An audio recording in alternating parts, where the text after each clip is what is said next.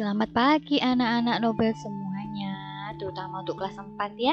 Hari ini kita ketemu lagi di pembelajaran tematik.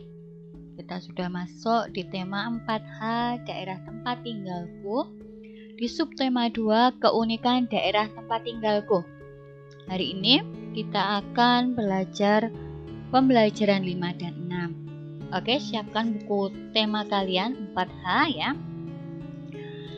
Di pembelajaran 5 dan 6. Yang pertama kita akan belajar bahasa Indonesia.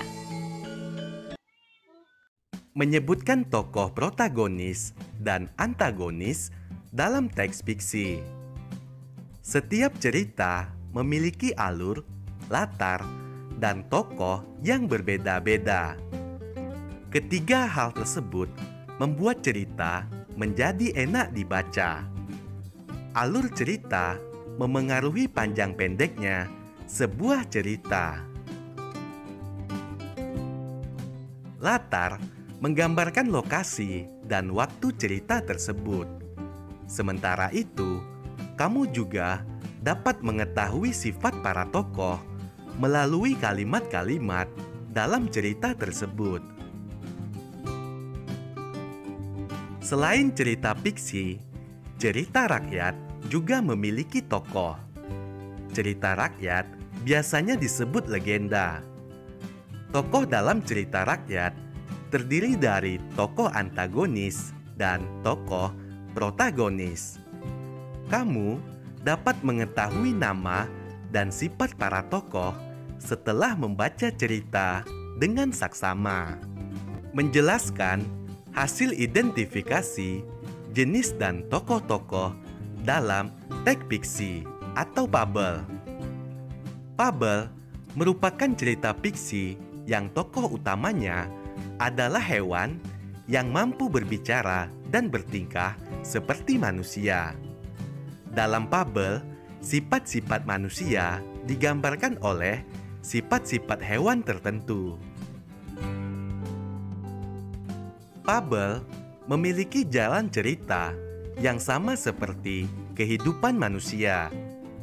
Beberapa hewan dipilih memiliki sifat tertentu. Misalnya, hewan kancil melambangkan kecerdikan. Serigala menggambarkan keserakahan. Burung elang menggambarkan kegagahan. Harimau menggambarkan kekuatan dan kesombongan. Sedangkan semut menggambarkan sikap bekerja sama. Sekarang silakan buka buku tema 4H kalian halaman 69. Di situ ada sebuah bacaan yang berjudul Asal-usul Candi Prambanan. Kita akan membaca bersama-sama. Dahulu kala di desa Prambanan ada sebuah kerajaan yang dipimpin oleh Prabu Baka. Ia memiliki seorang putri yang sangat cantik bernama Roro Jonggrang. Suatu ketika Prambanan dikalahkan oleh kerajaan Pening yang dipimpin oleh Bandung Bondowoso. Prabu Baka gugur di medan perang. Bandung Bondowoso kemudian menempati istana Prambanan. Melihat putri dari Prabu Baka yang cantik jelita, Bandung Bondowoso berencana untuk mempersunting Roro Jonggrang. Roro Jonggrang tahu bahwa Bandung Bondowoso adalah orang yang telah menyebabkan ayahnya gugur di medan perang. Karena itu, ia mencari akal untuk menolaknya. Lalu, ia mengajukan syarat untuk dibuatkan 1000 buah candi dan 2 buah sumur yang dalam. Semuanya harus selesai dalam semalam. Bandung Bondowoso menyanggupi persyaratan Roro Jonggrang. Ia meminta pertolongan kepada ayahnya dan mengerahkan bala tentara berupa makhluk gaib untuk membantunya menyelesaikan pembuatan candi pada hari yang sudah ditentukan. Pukul 4 pagi hanya tinggal 5 buah candi yang belum selesai dan kedua sumur hampir selesai. Mengetahui 1000 candi telah hampir selesai, Roro Jonggrang ketakutan. Apa yang harus aku lakukan untuk menghentikannya? Pikirnya cemas. Akhirnya Roro Jonggrang pergi membangunkan gadis-gadis di desa Prambanan dan memerintahkan untuk menghidupkan obor-obor dan membakar jerami, memukulkan alu pada lesung dan menaburkan bunga-bunga yang harum. Suasana saat itu menjadi terang dan biru. Semburat merah memancar di langit dengan seketika. Ayam jantan pun berkokok bersahut-sahutan. Mendengar suara itu, bala tentara Bandung Bondowoso segera meninggalkan pekerjaan. Mereka menyangka hari telah pagi dan matahari akan segera terbit. Pada saat itu hanya tinggal sebuah candi yang belum dibuat. Bandung Bondowoso sangat terkejut dan marah menyadari usahanya telah gagal. Dengan kesaktian yang dimiliki Bandung Bondowoso, Roro Jonggrang pun diubah menjadi sebuah arca untuk melengkapi candi yang belum selesai. Batu arca Roro Jonggrang diletakkan di dalam ruang candi yang besar, sehingga kini candi tersebut disebut dengan Candi Roro Jonggrang. Sementara itu, candi-candi di sekitarnya disebut dengan Candi Sewu atau Candi 1000, meskipun jumlahnya belum mencapai 1000. Nah, itu adalah cerita tentang Candi Prambanan. Sekarang kalian bisa buka buku kalian 4H halaman 71. Di situ ada beberapa pertanyaan. Kita akan membahasnya bersama-sama. Nomor 1. Siapakah tokoh-tokoh dalam cerita tersebut? Karena di dalam cerita ini tokohnya yang diceritakan Roro Jonggrang dan Bandung Bondowoso. Pertanyaan kedua, jelaskan karakter di setiap tokoh. Roro Jonggrang tidak menepati janji. Bandung Bondowoso sakti, sombong, dan kejam. Pertanyaan ketiga, di manakah latar cerita tersebut? Cerita tersebut terjadi di desa Prambanan. Oke, sekarang tugas kalian adalah mengerjakan nomor 4 dan 5. Nomor 4, buatlah ringkasan cerita asal-usul Candi Prambanan menggunakan kalimatmu sendiri. Dan yang nomor 5, carilah satu bagian yang kamu sukai dalam cerita tersebut. Jelaskan alasan kamu menyukai bagian tersebut di depan kelas.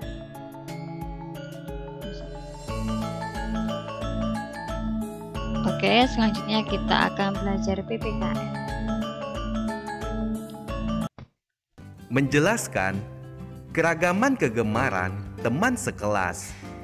Selain keragaman fisik, sifat, dan daerah asal, ada juga keragaman kegemaran. Kegemaran antara satu teman dengan teman lainnya biasanya berbeda, tetapi ada juga yang sama. Meskipun memiliki kegemaran yang berbeda, kita harus tetap saling menghargai dan menghormati.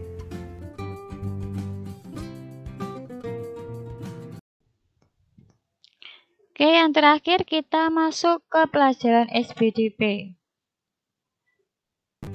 Menjelaskan ciri-ciri gerak tarian dari Bali dan Sumatera. Setiap tarian daerah memiliki ciri khas. Tarian dari daerah Bali memiliki gerakan yang dinamis. Tarian ini menggerakkan seluruh anggota tubuh. Salah satu contoh tarian dari daerah Bali yaitu tari legong dan tari pendet. Tari dari daerah Sumatera memiliki gerakan yang cepat dan lincah. Tarian ini umumnya lebih menekankan gerakan-gerakan kaki atau tangan. Contoh tarian Sumatera yaitu tari saman dan tari piring. Memperagakan gerak tari kreasi daerah. Kamu sudah mengenal ciri gerakan tari daerah. Kamu juga bisa membuat gerakan tari kreasi menggunakan lagu daerah Nusantara. Langkahnya adalah kita harus mempelajari isi salah satu lagu daerah. Setelah memahami maknanya, maka ciptakan beberapa gerakan tari kreasi. Sesuaikan gerakan dengan syair lagu. Hafalkan gerakan tersebut dengan diiringi nyanyian langsung atau menggunakan suara rekaman. Jika syair lagu menggambarkan kegembiraan, maka ciptakan gerakan tari yang lincah.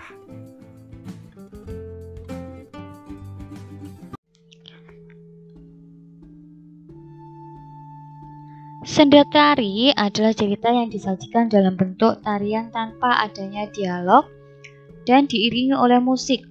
Senda tari Ramayana dipentaskan secara rutin di panggung terbuka pada saat musim kemarau dengan latar Candi Prambanan. Senda tari termasuk tari berkelompok, yaitu tarian yang dilakukan lebih dari 2 orang. Iringan tarian berupa lagu yang dapat membangun suasana dalam sebuah tarian. Nah, berikut ini adalah salah satu senda tari ya, gerakan tari daerah dengan iringan lagu, yaitu tari burung kutilang. Kalian bisa mengikuti langkah gerak tari tersebut ya. Kalian bisa mencoba melakukan gerak tari ini di rumah.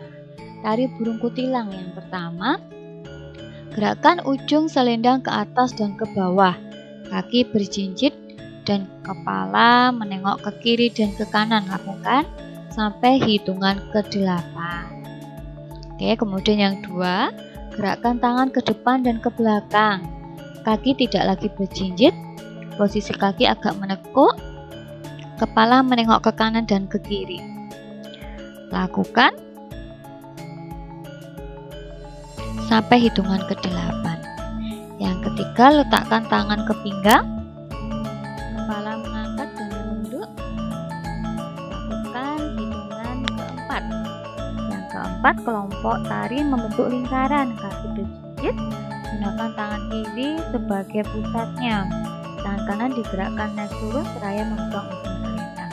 Lakukan sampai hitungan ke-4. Nah, ini adalah gambar ya, gambar tari burung kutilang. Yang pertama itu ketika ada lagu di pucuk pohon cemara, burung kutilang berbunyi. Ya, gerakannya seperti gambar itu. Kemudian yang kedua, bersiul-siul sepanjang hari dengan tak jemu-jemu. Nah, gerakannya seperti itu. Yang ketiga, mengangguk-angguk sambil berseru. Nah, yang keempat, trilili, lili, lili, lili. Ya, kalian bisa mencoba gerakan tari burung kutilang di rumah. Oke, selamat mencoba. Dan pelajaran hari ini sudah selesai. Miss Devi ucapkan banyak-banyak terima kasih untuk perhatian kalian. Semoga apa yang Miss Devi sampaikan boleh bermanfaat buat kalian. Jangan lupa jaga kesehatan dan selalu patuhi nasihat orang tua. Dan satu lagi, tidak boleh mencela ketika orang tua berbicara. Oke? Jadi doakan kita semua boleh sehat semua ya. Kita ketemu lagi di pelajaran selanjutnya. Tuhan Yesus memberkati.